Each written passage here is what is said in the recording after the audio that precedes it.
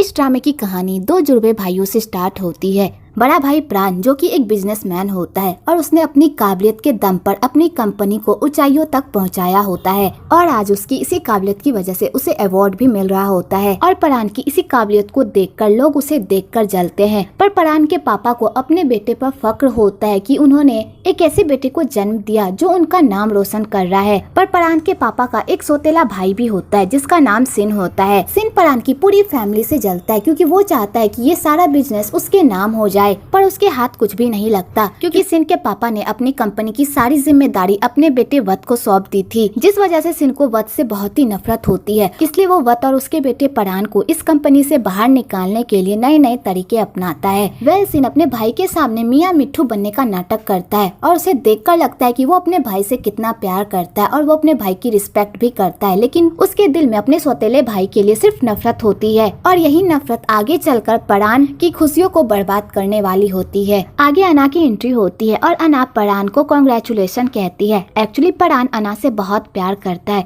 पर अना को देखकर नहीं लगता कि वो प्राण से प्यार करती है। उसे देखकर लगता है कि वो प्राण को अपना सबसे अच्छा दोस्त मानती है। अब इधर हमारे दूसरे भाई नॉन की एंट्री होती है। नॉन एक डॉक्टर होता है और वो गाँव में ही रहकर लोगों का इलाज करता है और इस काम से नॉन को बहुत ही खुशी मिलती है। एक्चुअली नॉन और उसके पापा की एक दूसरे से बिल्कुल भी नहीं बनती क्योंकि इन दोनों का भी एक पास्ट होता है। एक्चुअली नॉन और प्राण की मॉम भी एक डॉक्टर थी और वो भी इसी गांव में रहकर लोगों का इलाज करती थी और नॉन अपनी मॉम के साथ उनका हाथ बटाता था। कुछ साल बाद उसकी मॉम की तबीयत अचानक खराब हो गई तो नॉन अपनी मॉम के लिए दवाई लेने के लिए हॉस्पिटल जाता है। तो उसे वहाँ जाकर पता चलता है जो दवाई कल आने वाली थी वो अभी तक हॉस्पिटल नहीं पहुँची है। तो नॉन पूरी तरह बौखला जाता है क्योंकि वहाँ पर कोई भी दवाई नहीं होती जो उसकी मॉम का इलाज कर सके। तो नॉन घबराकर अपने पापा को कॉल करता है और उनसे पूछता है कि दवाई अभी तक क्यों नहीं आई है। तो उसके पापा कहते हैं मैंने दवाई कब की भेज दी है। तो नॉन कहता है पापा अगर आपने दवाई भेज दी है तो अभी तक क्यों नहीं आई। तो उसके पापा कहते हैं मेरे पास अब यही काम नहीं बचा हुआ है कि मैं अब ये देखूं कि दवाई पहुंची या नहीं, मेरे पास बहुत सारे काम है।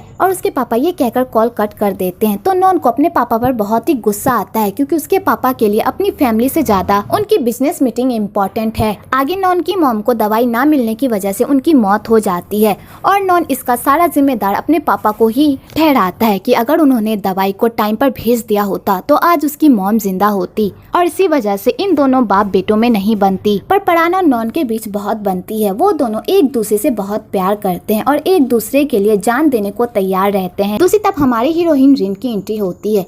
रिन प्राण की ही कंपनी में अकाउंटेंट का काम करती है और रिन का एक बॉयफ्रेंड भी होता है जिसका नाम थाना होता है, लेकिन थाना एक नंबर का कमीना इंसान होता है। वो रिन के पोजीशन का फायदा उठाता है और उससे इल्लीगल काम करवाता है। पर रिन को इस बारे में कुछ भी पता नहीं होता क्योंकि वो थाना से बहुत प्यार करती है और वो थाना पर बहुत भरोसा भी करती है, जिस वजह से थाना उसे जो भी डॉक्यूमेंट्स देता है वो उसे बिना चेक किए ही साइन कर देती है और थाना रिन की मासूमियत का फायदा उठाता है। एक्चुअली थाना को चोम ने हायर किया होता है। चोम उस कंपनी से घोटाले करती रहती है और इस बारे में किसी को पता भी नहीं लगता और बाय चांस अगर इस घोटाले के बारे में किसी को पता भी लग गया तो इसका सारा इल्जाम रिन पर आएगा, ना कि उस पर। तो थाना कहता है मैं कब तक उस रिन के पीछे पूछ हिलाता रहूंगा, मुझे भी हायर पोजीशन चाहिए। तो चोम कहती है ये आखिरी बार है, अगर तुम ये काम मेरा अच्छे से कर दोगे तो मैं तुम्हें सिन का असिस्टेंट बना दूंगी, उसके बाद तुम मजे ही करना। तो थाना कहता है तुम सच में मुझे सिन का असिस्टेंट बना दोगी। तो चोम कहती है मेरी बात पर भरोसा रखो, मैंने तुम्हें आज तक जो भी प्रॉमिस किए हैं मैंने वो सारे पूरे किए हैं, इसलिए चुपचाप मेरे सारे ऑर्डर्स को फॉलो करो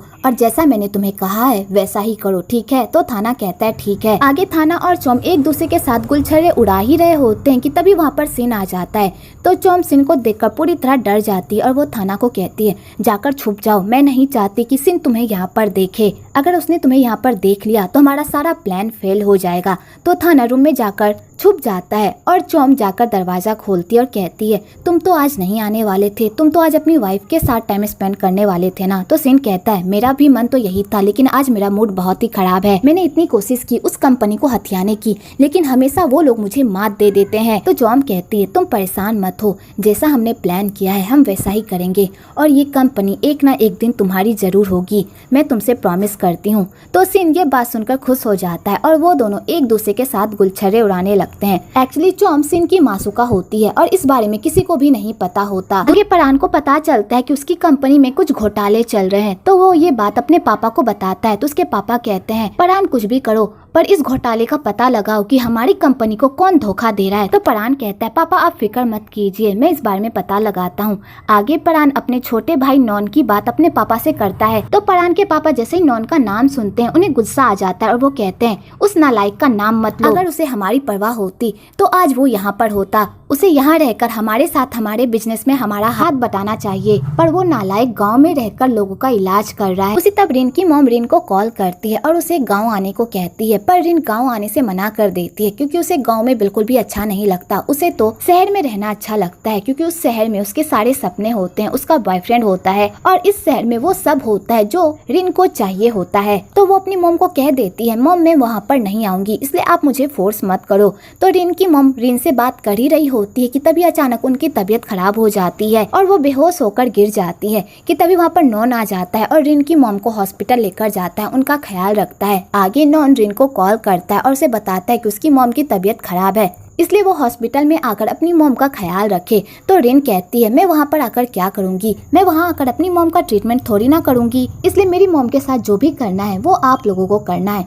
इसलिए मेरी मॉम का अच्छे से ख्याल रखिएगा और उन्हें बेस्ट ट्रीटमेंट दीजिएगा और याद रखना अगर मेरी मॉम को कुछ भी हुआ तो मैं आप लोगों पर सू कर दूंगी। तो नॉन रिन की ऐसी बातें सुनकर तो पूरी तरह शॉक्ड हो जाता है। आगे तो परान अपने भाई को कहता है मुझे अवार्ड मिलने वाला था और मुझे लगा था कि मेरा छोटा भाई भी मुझसे मिलने आएगा, लेकिन तुम तो मुझसे मिलने भी नहीं आए और ना ही मुझे गिफ्ट दिया। तो नॉन कहता है मुझे आने का तो बहुत मन था, लेकिन तुम्हें पता है ना कि बैंकॉक जाते ही मुझे कुछ हो जाता है, वहाँ की हवा मुझे सूट ही नहीं करती, मुझे तो गांव ही अच्छा लगता है, यहाँ पर रहकर मुझे अच्छा लगता है। तो परान कहता है मैं समझता हूँ कि तुम बैंकॉक क्यों नहीं आना चाहते, तुम पापा की वजह से नहीं आना चाहते ना। नॉन मॉम को बीते हुए बहुत टाइम हो गया है, अब तो गुस्सा छोड़ दो।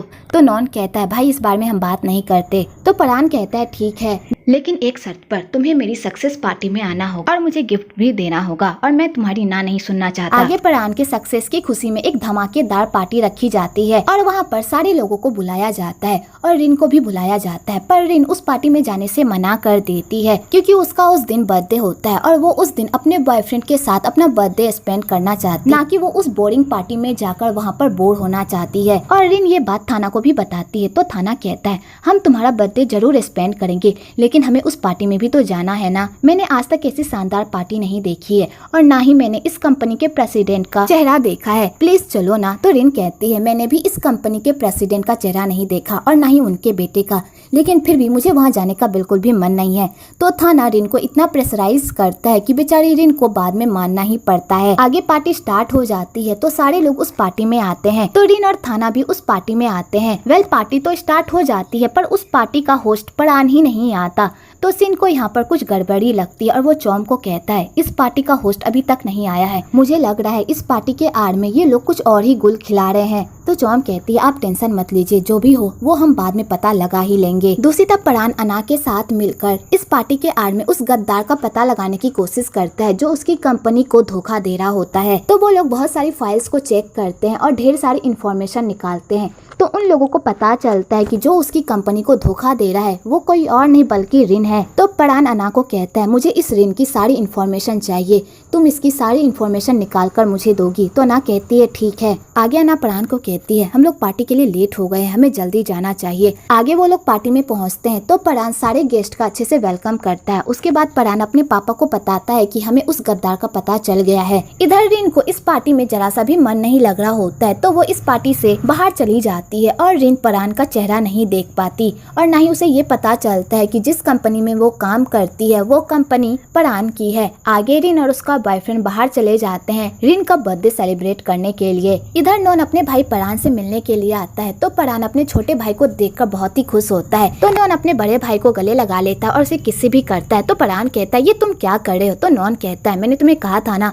कि जैसे ही मैं तुमसे मिलूंगा तो तुम्हें मैं हक करूंगा और ढेर सारी किसी करूंगा। आगे वो दोनों भाई आपस में बात कर रहे होते हैं। तो परान कहता है आज तुम कहाँ पर रुकोगे। तो नॉन कहता है मैं होटल में रुकूंगा। तो परान कहता है तुम घर क्यों नहीं आते, बस पापा की वजह से, अब गुस्सा छोड़ दो नॉन, घर वापस आ जाओ। तो नॉन कहता है भाई प्लीज मुझसे जिद मत करो, मुझे यहाँ पर रहा नहीं जाएगा, मुझे यहाँ का एनवायरनमेंट बिल्कुल भी पसंद नहीं है, मुझे गाँव की ताजी हवा ही पसंद है और मैं वहीं पर रहना पसंद करूंगा। कि तभी वहाँ पर उन दोनों के पापा आ जाते हैं। तो नॉन के पापा नॉन को कहते हैं कब तक तुम्हारा भागने का प्लान है, अब तो घर वापस आ जाओ। तो नॉन कहता है मैं घर वापस नहीं नहीं आऊंगा और वहाँ से जाने लगता है। तो नॉन के पापा नॉन को कहते हैं तुम्हारी मॉम की मौत में मेरा कोई हाथ नहीं था, तुम मेरी बात पर यकीन क्यों नहीं करते। तो नॉन कहता है चाहे आप कितना भी इस बात को झुटला ले, लेकिन आप इस बात को नहीं झुटला सकते कि मेरी मॉम के साथ जो भी हुआ उसमें आप जिम्मेदार थे। तो नॉन के पापा जैसे ही नॉन के मुंह से ऐसी बातें सुनते हैं उनकी तबीयत खराब हो जाती है। तो परान अपने भाई को कहता है भाई तुम यहाँ से अभी जाओ, मैं तुमसे बाद में मिलने आऊंगा, और नॉन वहाँ से चला जाता है। तो नॉन के पापा चिल्लाकर कहते हैं नॉन तुम्हारी मॉम की मौत में मेरा कोई हाथ नहीं था। तो नॉन उसकी बातें सुन लेता है और चुपचाप वहाँ से चला जाता है। आगे नॉन रेस्टोरेंट जाता है और नॉन जिस रेस्टोरेंट में जाता है उस रेस्टोरेंट में रिन और थाना भी होते हैं। तो थाना बहुत ही रोमांटिक अंदाज में रिन को प्रपोज करता है। तो रिन ये सब देखकर बहुत ही खुश होती है और वो उसके प्रपोजल को एक्सेप्ट कर लेती है। तो नॉन उन दोनों को इतना खुश देखकर बहुत ही खुश होता है और कहता है आज के कपल भी एक दूसरे से इतना प्यार कर सकते हैं और उन्हें इस तरह रोमांटिक अंदाज में प्रपोज कर सकते हैं। वाओ। आगे रिन अपने प्रपोजिंग की खुशी में खूब ड्रिंक करती है। तो थाना रिन के नशे में होने का फायदा उठाता है और उसे रूम में जाने को कहता है ताकि वो दोनों रूम में जाकर गुटुरगु कर सके। पर रिन थाना के सारे प्लान पर पानी फेर देती है और वो उसके साथ रूम में नहीं जाती और बाहर में ही रहकर आसमान के नजारों को एंजॉय करती है। तो थाना बहुत कोशिश करता है तो रिन थाना के इस मंसूबे पर उल्टी कर देती है। तो थाना अपनी ऐसी हालत देखकर तो पूरी तरह पगला जाता है और रिन को वहीं पर छोड़कर वहां से चला जाता है। आगे नॉन अपना स्कार्फ लेने के लिए नीचे आता है तो वो रिन को ऐसी हालत में देखकर पूरी तरह शॉक्ड हो जाता है और कहता है ये कैसा प्यार है जो अपने ही प्यार को ऐसी हालत में छोड़कर भाग गया। तो नॉन को रिन के लिए बहुत ही बुरा फील होता है तो वो उसे रूम में लेकर जाता है, उसकी देखभाल करता है और वेटर को ये ऑर्डर भी देता है कि कल सुबह मैडम को नींबू पानी दे देना ताकि ये अच्छा फील कर सके। और नॉन ये कहकर वहाँ से चला जाता है। दूसरी तरफ थाना चौम के पास जाता है और कहता है मैं ये सब करके पूरी तरह थक गया हूँ, अब मुझे इन सब से छुटकारा चाहिए। तो चौम कहती है अब वक्त आ गया है हमारे इस प्लान को एग्जीक्यूट करने का, अब तुम्हें रिन को फंसाना होगा। तो थाना जैसे ये बात सुनता है तो उसे बुरा लगने लगता है। तो चौम कहती है कहीं तुम्हें अपनी गर्लफ्रेंड के लिए बुरा तो नहीं लग रहा, कहीं तुम्हें उससे प्यार तो नहीं हो गया। तो थाना कहता है मुझे उससे प्यार नहीं हुआ, लेकिन मैंने 2 साल उसके पीछे अपना समय बर्बाद किया। मैंने सोचा आज रात मैं उसे अपना बना लूंगा और उसके साथ सो जाऊंगा, लेकिन रिन ने मेरे इस प्लान पर भी पानी फेर दिया। तो चौम कहती है बस तुम इतनी सी बात के लिए मुंह फुलाकर बैठे हो। और चौम थाना का मूड ठीक करने के लिए उसके साथ रंग रलियां मनाती है। अगली सुबह अन्ना नॉन से मिलने के लिए आती है और वो नॉन को कहती है कि तुम प्लीज बिजनेस में वापस आ जाओ क्योंकि तुम्हारी फैमिली को तुम्हारी जरूरत है। तो नॉन कहता है मुझे बिजनेस के बारे में कुछ भी नहीं पता, तो मैं वहाँ जाकर क्या करूँगा, मुझे बस डॉक्टरी करनी आती है और लोगों को बचाना आता है, मैं बस इसी काम में माहिर हूँ। और नॉन ये कहकर जाने लगता है तो अन्ना कहती है नॉन प्लीज वापस आ जाओ, मुझे तुम्हारी जरूरत है। तो नॉन उसकी बातें सुन लेता है पर कोई रिप्लाई नहीं करता और वहाँ से चला जाता है। इधर रिन को होश आता है और वो अपने सामने इतना अच्छा ब्रेकफास्ट देखती है तो उसे लगता है कि ये सारा तामझाम थाना ने ही किया है उसके लिए। तो रिन ये सब देखकर बहुत ही खुश हो जाती है और वो काम के लिए लेट भी हो रही होती है तो वो जल्दी से रेडी होकर काम पर जाती है। तो उसके ऑफिस में एक अलग ही बवाल चल रहा होता है। सारे लोग रिन पर इल्जाम लगा रहे होते हैं कि उसने कंपनी को धोखा दिया है और उसने कंपनी से ढेर सारे पैसे लूटे हैं। तो रिन इस बात से इनकार करने लगती है और कहती है मैंने कंपनी को कोई धोखा नहीं दिया और ना ही मैंने कोई घोटाला किया है। पर कोई भी उसकी बात पर भरोसा नहीं करता क्योंकि सारे सबूत उसके खिलाफ होते हैं। सारे लोग रिन पर इल्जाम लगा रहे होते हैं कि उसने कंपनी को धोखा दिया है और उसने कंपनी से ढेर सारे पैसे लूटे हैं। तो रिन इस बात से इनकार करने लगती है और कहती है मैंने कंपनी को कोई धोखा नहीं दिया और ना ही मैंने कोई घोटाला किया है। पर कोई भी उसकी बात पर भरोसा नहीं करता क्योंकि सारे सबूत उसके खिलाफ होते हैं। तो चौम रिन को कहती है तुम अब इस बात से इनकार नहीं कर सकती क्योंकि सारे सबूत तुम्हारे खिलाफ हैं, इसलिए तुम्हें कंपनी का पैसा कहीं से भी लाकर देना होगा। तुम्हारे गाड़ी और घर को मिलाकर भी कंपनी का पूरा पैसा नहीं निकल रहा, इसलिए तुम्हें कंपनी के सारे पैसे चुकाने होंगे कहीं से भी लाकर। और वो लोग रिन पर धोखेधारी का इल्जाम लगाकर उसे कंपनी से बाहर निकाल देते हैं। आगे रिन थाना से मिलती है तो वो उससे पूछती है कि उसने उसके साथ ऐसा क्यों किया, पर थाना उसके किसी बात का जवाब नहीं देता कि तभी वहाँ पर चौम आ जाती है और रिन को बताती है कि थाना ने ही उसके खिलाफ रिपोर्ट लिखवाई थी कि तुमने कंपनी के साथ घोटाला किया है। तो रिन ये बात सुनकर पूरी तरह शॉक्ड हो जाती है और उसकी पूरी दुनिया एक पल में ही टूट जाती है क्योंकि उसने जिस बॉयफ्रेंड से इतना प्यार किया, उस पर इतना भरोसा किया, उस बॉयफ्रेंड ने ही उसके पीठ पर छुरा भोंका। इधर जब प्राण को पता चलता है कि उन लोगों को उस गद्दार के बारे में पता चल गया है तो प्राण पूरी तरह शॉक्ड हो जाता है और जल्दी से ऑफिस जाने लगता है क्योंकि प्राण का प्लान कुछ और ही था, क्योंकि वो नहीं चाहता था कि रिन की सच्चाई इस तरह सबके सामने आए, क्योंकि वो रिन से अकेले डील करना चाहता था ताकि वो उन गद्दारों का पता लगा सके जिसके साथ रिन मिलकर काम कर रही है। पर परान के प्लान के अकॉर्डिंग कुछ भी नहीं होता, क्योंकि चोम उसके सारे प्लान पर पानी फेर देती है। वो खुद कंपनी के सामने रिन का पर्दाफाश कर देती है और सारा इल्जाम रिन पर लगा देती है। इधर प्राण और अना जल्दी जल्दी ऑफिस जा रहे होते हैं कि तभी उधर से एक बंदा उन लोगों पर बंदूक ताने हुए उन लोगों का पीछा कर रहा होता है। तो परान अना को बचाने की बहुत कोशिश करता है और वो अना को कहता है पापा को कॉल करो और उन्हें बताओ। तो अना वत को कॉल करती है, लेकिन इस चक्कर में उसके गाड़ी का एक्सीडेंट हो जाता है। तो वो लोग उन गुंडों से अपने आप को बचाकर वहाँ से भागने लगते हैं,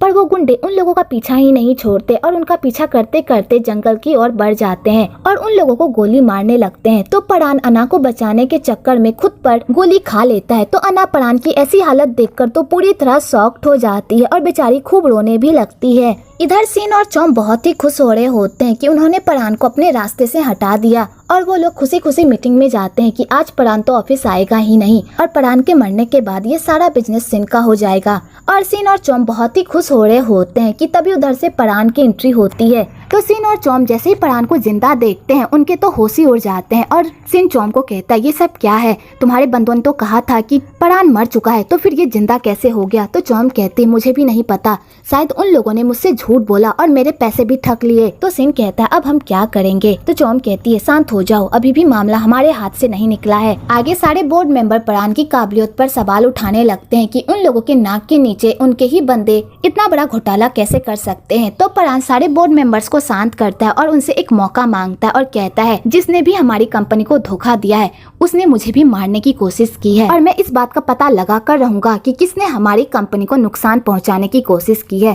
प्लीज मुझे एक मौका दीजिए। तो सारे बोर्ड मेंबर्स परान की ऐसी हालत देखकर उन्हें परान की बातों पर भरोसा हो जाता है और वो लोग परान को एक मौका दे देते हैं और सीन और चौम के हाथ कुछ भी नहीं लगता। इधर रिन अपने प्यार से धोखा खाकर पूरी तरह टूट जाती है और अपना गुस्सा लोगों पर निकालती है, पर वो अपने आप को संभाल लेती है क्योंकि उसके ऊपर बहुत सारा कर्जा होता है और जब तक वो उस कर्जे को चुका नहीं देती वो शांत से बैठ नहीं सकती। तो बेचारी रिन अपने गांव वापस जाती है, जिस गांव से वो इतना नफरत करती है वो उस गांव वापस जाती है ताकि वहां से वो पैसों का इंतजाम करके उस कंपनी के मुंह पर मार सके। तो रिन की माँ रिन को अपने गांव में देखकर तो पूरी तरह शॉक्ड हो जाती है क्योंकि वो हमेशा रिन को गांव बुलाते रहती है, पर कभी भी रिन आना नहीं चाहती थी। लेकिन आज अचानक रिन गांव आई है तो उसकी माँ रिन से पूछती भी है क्या कोई बात है जो तुम इतनी अचानक गांव आई हो। तो रिन अपनी मॉम को अपने जॉब के बारे में कुछ भी नहीं बताती और कहती है मॉम मैं आपको बहुत ही मिस कर रही थी इसलिए मैं आपसे मिलने आ गई, और वैसे भी आपकी तबीयत खराब रहती है ना तो इसलिए मैं आपसे मिलने आ गई। तो उसकी मॉम इस बात पर भरोसा कर लेती है। आगे गांव के सारे मेंबर रिन को बहुत ही रिस्पेक्टफुली ट्रीट करते हैं क्योंकि उन्हें लगता है कि रिन बड़े शहर में बहुत बड़ा काम करती है और उसका बहुत बड़ा ओहदा भी है और वह शहर में बहुत सारा पैसा भी कमाती है, जिस वजह से सारे लोग रिन को बहुत ही अच्छे से ट्रीट करते हैं। तो रिन को उस गाँव में बिल्कुल भी मजा नहीं आता और वो लोगों की बातों को सुनकर पूरी तरह पक जाती है। पर रिन को इस बात की बहुत ही खुशी होती है कि वो लोग उसकी बहुत ही रिस्पेक्ट कर रहे हैं, पर उन लोगों को क्या पता कि जिस रुतबे की वजह से वो लोग उसकी इतनी रिस्पेक्ट कर रहे हैं वो रुतबा उसके हाथ से जा चुका है।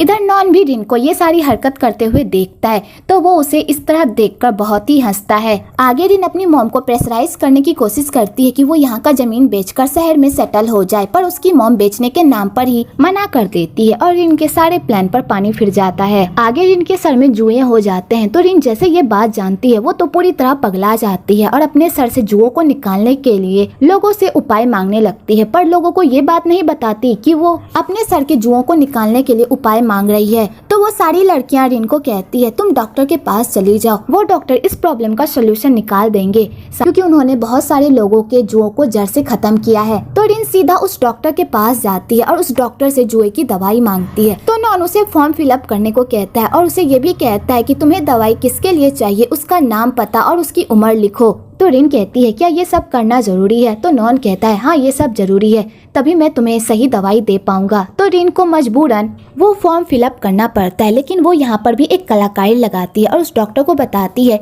कि उसकी एक बड़ी बहन है जिसके सर में जुए हो गए हैं और उसी के लिए वो दवाई लेने के लिए आई है। पर नॉन ये बात रिन के सामने जाहिर नहीं करता कि उसे उसके झूठ के बारे में पता चल गया है। आगे रिन जा रही होती है तो नॉन कहता है तुम्हारे पैरों में भी चोट लगी है, आओ मैं मेडिसिन लगा देता हूँ, और नॉन उसके पैरों में मेडिसिन लगा देता है। तो रिन जा ही रही होती है कि फिर से वो साइकिल से नीचे गिर जाती है और और उसका साइकिल खराब हो जाता है।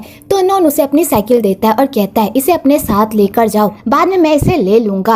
और रिन उस साइकिल को लेकर वहाँ से चली जाती है। आगे रिन उस दवाई को अप्लाई करती है तो उसका सर और नोचने लगता है। तो उसकी मॉम कहती है तुमने दवाई तो लगा ली, अब बाल को झाड़ोगी तब ना तुम्हारे सारे जू निकलेंगे, लाओ मैं झाड़ देती हूँ। और उसकी मॉम उसका बाल झाड़ने लगती है कि तभी वहाँ पर गाँव की सारी लड़कियाँ भी आ जाती है रिन से मिलने के लिए। तो रिन यहाँ पर जुए की बात उन लोगों से छुपाने की कोशिश करती है। दूसरी तरफ चोम थाना को सिन का असिस्टेंट बना देती है और सिन को कहती है ये बंदा बहुत ही काम का है, इसलिए इसे मैंने तुम्हारे लिए अपॉइंट किया है। तो सिन कहता है मैं तुम पर भरोसा करके इसे रख रहा हूँ, इसलिए मुझे धोखा मत देना। तो चोम कहती है सिन तुम्हें पता है ना कि मैं तुम्हें कभी भी धोखा नहीं दे सकती। आगे वह सिन को मिलने के लिए बुलाता है और कहता है मेरे बेटे पर हमला हुआ है और मुझे जानना है कि ये काम किसने किया है, इसलिए भाई तुम इस बारे में पता लगाओ कि तुम्हारे भतीजे पर किसने हमला किया है। तो सिन कहता है जिसने भी मेरे भतीजे पर हमला किया है मैं उसे नहीं छोड़ूंगा, मैं उसे जिंदा जला डालूंगा। वत को क्या पता जिस बंदे को वो अपने बेटे परान के गुनहगार को ढूंढने की जिम्मेदारी दे रहा है वो बंदा खुद उसके बेटे का गुनहगार है और उसने ही परान को मारने की कोशिश की है।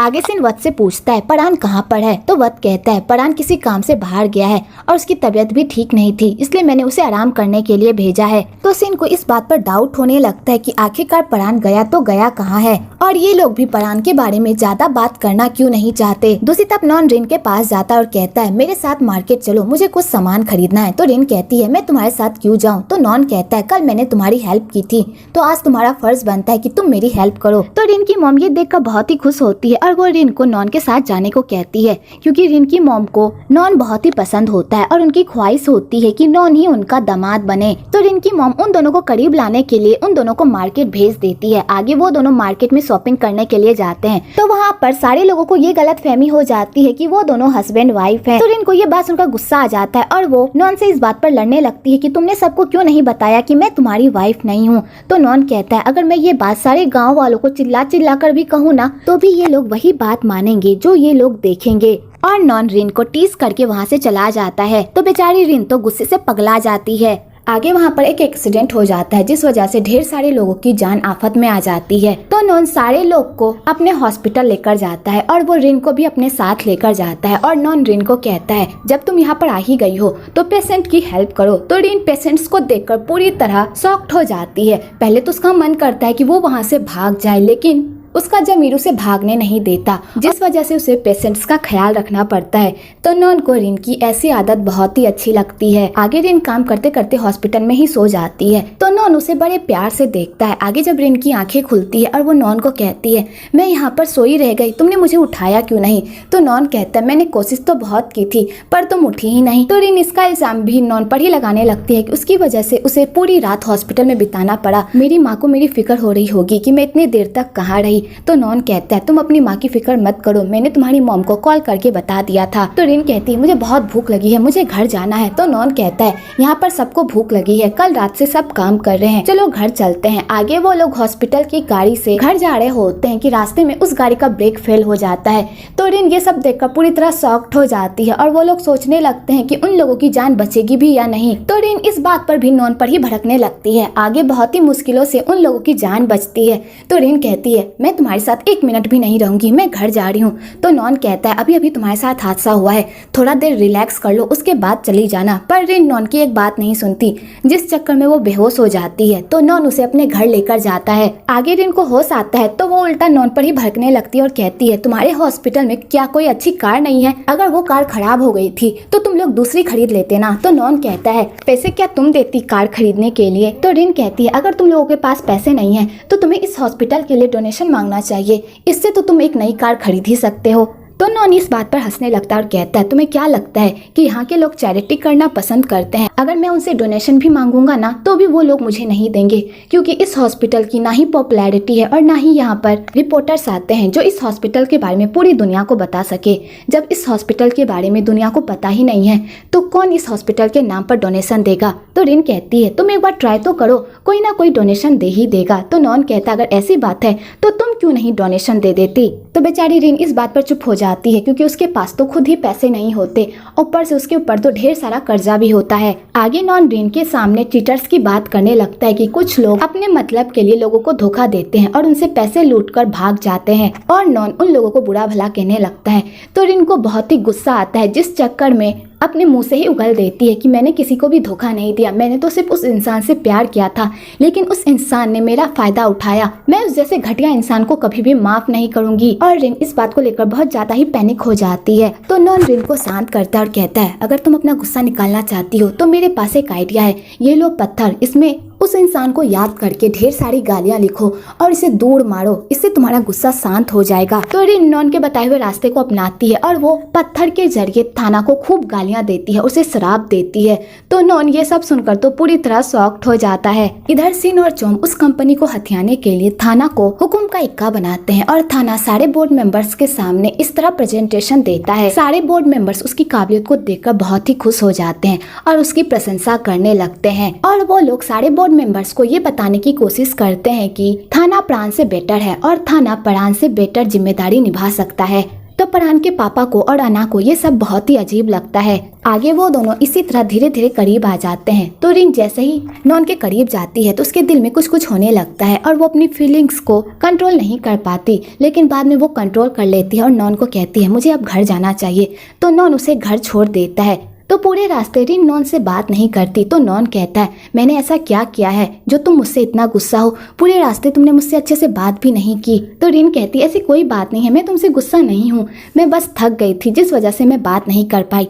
और रिन बात को टाल के वहाँ से चली जाती है। दूसरी तरफ चोम को ये बात खाई जा रही होती है कि परान इतने दिन से ऑफिस नहीं आया, और जब भी वो उन लोगों से परान के बारे में पूछती है तो वो लोग ये बहाना बना देते हैं कि वो अभी बीमार है, इसलिए वो सेफ हाउस में है। तो चोम को यही बात बहुत ही अजीब लगती है और उसे लगता है कि परान इन सब के पीछे छुपकर कोई ना कोई प्लान जरूर बना रहा है उन लोगों के खिलाफ। आगे चोम अना को ऑर्डर देती है कि वो घोटाले वाले केस पर थाना के साथ मिलकर काम करे और उसे उस केस के बारे में जो भी इन्फॉर्मेशन पता है वो थाना के साथ शेयर करे। तो अना को ये सब करने का मन तो नहीं होता, पर उसे मजबूरन उन लोगों के ऑर्डर मानने पड़ते हैं। अगली सुबह रिन को ऑफिस की तरफ से कोर्ट नोटिस आता है। तो उसकी मॉम पूछती है, ये सब क्या है रिन, तुम्हें ऑफिस की तरफ से कोर्ट नोटिस क्यों आया है? तो रिन अपनी मॉम को कुछ भी नहीं बताती और अपना सामान पैक करके बैंकॉक जाने लगती है। तो रिन की मॉम कहती है, बेटा मुझे बहुत ही घबराहट हो रही है, आखिरकार तुमने ऐसा क्या किया है जो तुम्हारे ऑफिस वाले तुम्हें लीगल नोटिस भेज रहे हैं? तो रिन कहती है, मॉम ऐसा कुछ भी नहीं है, अब बेकार में ही परेशान हो रही है, बस छोटी सी प्रॉब्लम है जिसे मैं सॉल्व कर लूंगी।